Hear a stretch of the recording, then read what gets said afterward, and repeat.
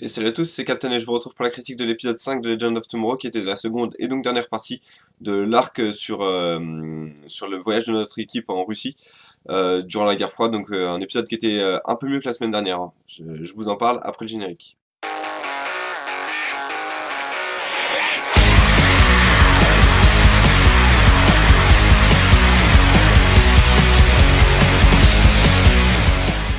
Donc alors que la semaine dernière c'était un épisode qui se concentrait sur comment est tombée aux mains des soviétiques, cet épisode était plus sur l'inverse, sur comment l'équipe a pu s'en sortir.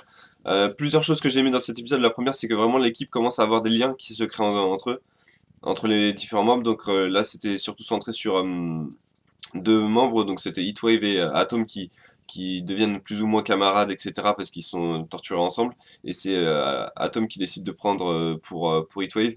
Donc ça, ce côté a été vraiment réussi. L'autre côté, je suis beaucoup plus réservé sur la relation qui se dessine entre Captain Cold et Sarah parce que j'ai trouvé que c'était vraiment trop simple. C'est-à-dire, Captain Cold sait que Sarah était une assassin. Elle ne l'est plus. Il lui dit juste, ah, je sais que tu n'es plus comme ça. Ne tue pas Stein parce que Rip Hunter lui avait demandé de tuer Stein. Donc, de ce point de vue-là, je trouve que c'était vraiment trop facile de la série, voilà, que Captain Cold soit celui qui pousse Sarah à ne pas tuer Sten alors qu'ils se sont parlé deux fois, quoi. Et il semble connaître toute sa personnalité. Donc j'ai trouvé que, de ce point de vue-là, la relation Atom Heatwave marchait, la relation Captain Cold et White Canary. Je suis beaucoup plus réservé et j'ai trouvé vraiment que c'était trop facile, trop surfait comme relation. Bon, la structure de l'épisode était assez réussie. J'ai trouvé que c'était, enfin, on passait peut-être trop de temps sur ce qui est, enfin, non. J'ai bien aimé le fait qu'on passe du temps justement sur ce qui va se passer si l'équipe échoue, si Stein donne un Firestorm à la Russie, et le fait qu'on voit en 2016 que le dernier bastion de la résistance à la Russie, donc Star City, est tombé, même si elle était tombée en 2003, bref. Ce côté était assez sympa, mais j'ai trouvé qu'on avait passé peut-être trop de temps sur ce qui allait se passer. Et la mission enfin, le sauvetage en lui-même était beaucoup trop simple et gros. Enfin, il était peut-être pas tellement simple, mais trop rapide en tout cas. Et gros point noir encore une fois, mais là c'est un point noir vraiment récurrent de l'épisode, de la série, on en est quoi, à l'épisode 5. Vandal Savage vient de mourir pour la troisième fois de la série. Ça commence limite à être un running gag.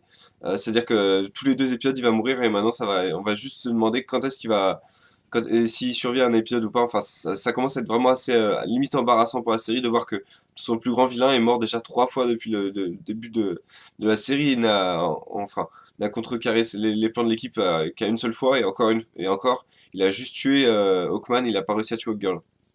Donc voilà, c'était selon moi le plus gros point noir de cet épisode, c'est encore une fois la faiblesse de Vandal Savage. Un des autres problèmes de cet épisode, j'ai trouvé, c'est qu'il était trop court en fait en temps et qu'ils ont du coup voulu mettre plein de choses et que ça marchait pas tellement. C'est-à-dire que j'ai trouvé que c'était un peu dommage que Firestorm, enfin que Jax et Sane réussissent enfin, du coup à séparer Stein de la scientifique russe. Juste parce que voilà, il lui a donné un speech de motivation, etc. Voilà, j'ai trouvé que c'était un peu trop simple et encore une fois, ça vient peut-être du fait que l'épisode était trop court et que les scénaristes ont besoin de plus de temps, je sais pas, pour bien poser ce qu'ils veulent. Autre gros point noir, et encore une fois, ça c'est un point noir de la série, donc je vais pas le noter en point noir de l'épisode, c'est que depuis le début de la série, depuis le 5 épisodes, ils ont fait trois sauts dans le temps, je crois.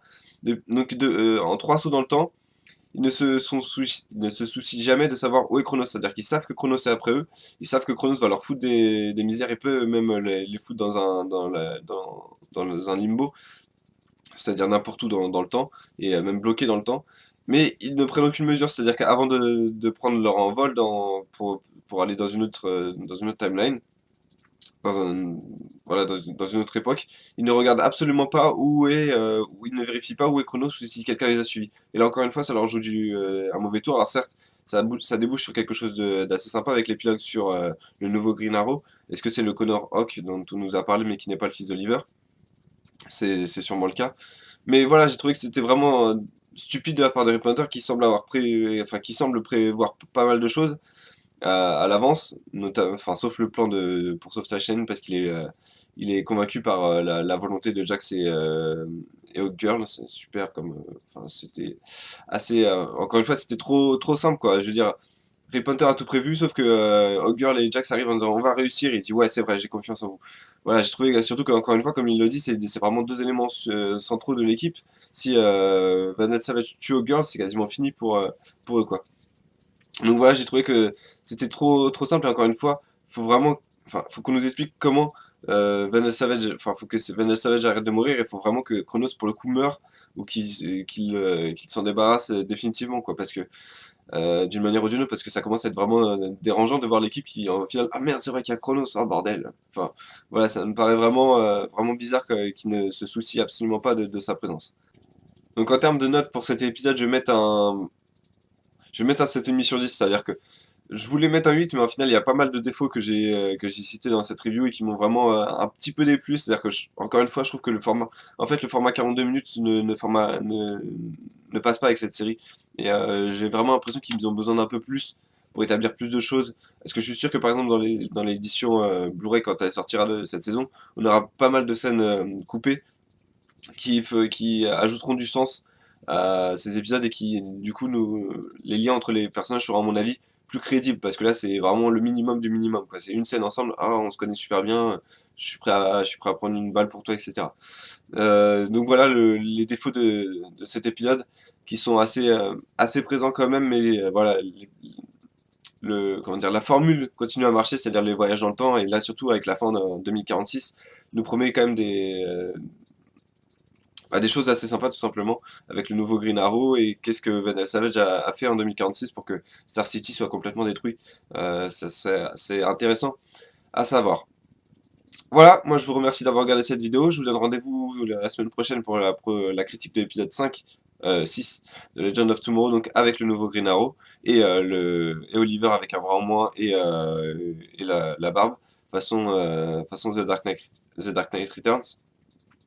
En attendant, donc voilà, il y aura ces critiques-là la semaine prochaine vendredi, et puis bah, mercredi, oui, il y aura la critique de l'épisode 15, si je me trompe pas, de Flash. Donc voilà, je vous donne rendez-vous, je vais y arriver pour ces vidéos-là, et je vous remercie d'avoir regardé celle-ci, et je vous dis à bientôt.